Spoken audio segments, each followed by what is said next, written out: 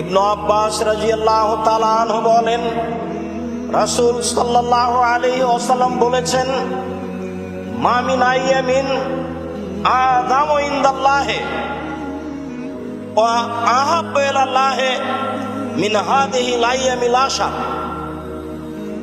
আল্লাহর নিকটে নেই কোনো বড় দিন, আল্লাহর নিকটে নেই কোনো উত্তম দিন যুলহিজ্জার প্রথম 10 দিনের চেয়ে।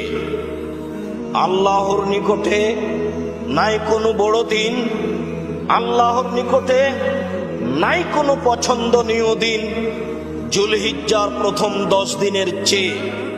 অতএব আকসিরু ফীহিন্না, তোমরা এই 10 দিনে বেশি বেশি করো মিনাত তাসবিহে ওয়াত তাহমিদে ওয়াত তাহলিলে